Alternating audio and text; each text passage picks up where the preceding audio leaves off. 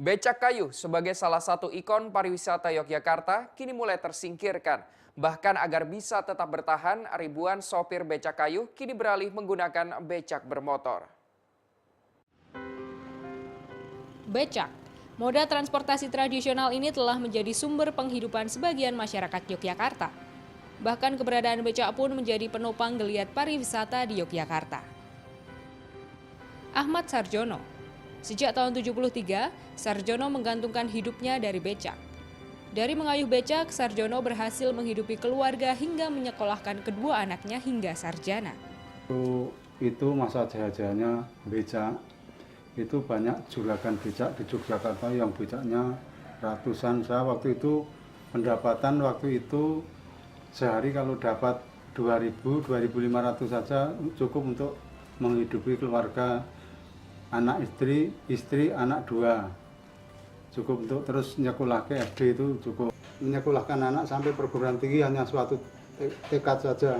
Karena dengan tekad tinggi itu Allah ternyata yang memberi jalan mulus sesuai cita-cita. Sehingga anak saya bisa lulus S1 dan sekarang diterima di Dinas Pendidikan walaupun di Kalimantan. Tenaga yang tak lagi muda membuat Sarjono tak lagi mengayuh becaknya. Ia memilih bekerja serabutan dan menggarap sawahnya di tanah kas desa. Meski telah pensiun menjadi sopir becak, kehidupan Sarjono tak bisa jauh dari becak.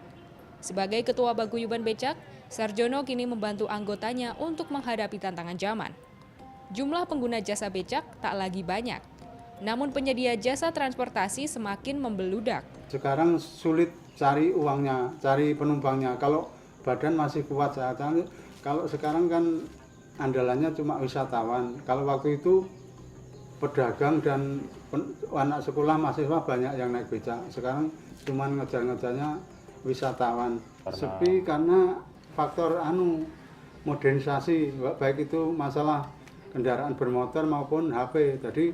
Sehingga orang sekarang kan banyak yang naik motor sendiri. Becak motor waktu itu nggak ada, tetap becak kayu. Berimbahnya sangat tajam, Mas. Soalnya betor kan kelebihannya tidak goes, tidak ngejot, langsung tancap gas. Di Gedung Dewan, Paimin lantang menyuarakan nasib pengayuh becak melalui Perda Angkutan Tradisional Becak dan Andong. Mengusulkan jangan sampai perda ini justru melegalkan becak yang bukan tradisional atau ditempeli mesin motor, tapi justru untuk memperkuat posisi becak kayu yang memang betul-betul peninggalan budaya bangsa Ngayogyakarta Hadiningrat. Alasan kompetisi becak kayu dengan becak yang ditempeli motor tadi sangat jauh. Upamanya becak kayu tawaknya 10, kono 5 disikat orang gejot, apa adanya saja. Terus becak yang diberi mesin bukanlah kendaraan penumpang resmi dari Undang-Undang Angkutan Darat.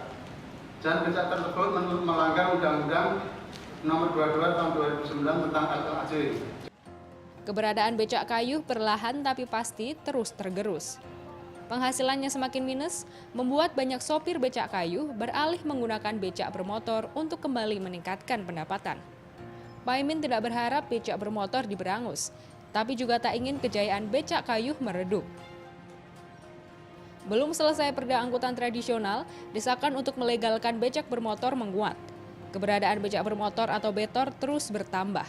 Dari 700 unit pada awalnya, kini lebih dari 1.000 becak bermotor beroperasi di Yogyakarta. Dan mereka dilegalkan dengan mengakomodir melalui peraturan daerah. Sehingga sebenarnya contoh-contoh di luar daerah itu bisa diakomodir menjadi sebuah terobosan di DIY juga untuk membuat bagaimana mengakomodir becak motor ini ke dalam aturan yang namanya peraturan daerah. Sementara untuk menghindari gesekan antara becak kayu dan becak bermotor, pemerintah membuat jalur khusus bagi masing-masing. Sebenarnya ini bisa dilakukan dengan membuat zonasi ya.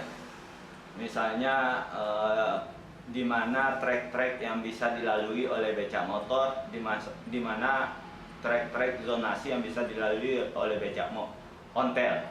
Nah, Ini seharusnya bisa dilakukan oleh pemerintah. Menanggapi desakan pelegalan Betor, pemerintah tegaskan Betor belum memenuhi persyaratan keselamatan untuk menjadi moda transportasi umum. Kami berikan imbauan kepada para pengemudi becak kayu khususnya ini jangan kemudian dengan segera mengubah dari becak kayu menjadi becak bentor. Pada saat kemudian berubah menjadi kendaraan bentor itu sampai saat ini bentor itu belum mendapatkan legalitas. Artinya pada saatnya tentunya nanti becak bentor itu kemudian akan menjadi dapat dioperasionalkan. Kecuali kalau kemudian nanti ada pertimbangan bahwa becak bentor atau bentor itu nanti ada semacam modifikasi yang kira-kira memberikan satu keselamatan baik bagi penumpang maupun kendaraan yang lain. Keberadaan becak bermotor juga mendapat tantangan dari Pusat Studi Transportasi dan Logistik atau Pustral UGM. Pustral menganggap modernisasi desain becak kayu agar lebih ringan adalah solusi untuk meningkatkan pendapatan sopir becak kayu dan bukan menjadikan becak kayu menjadi betor.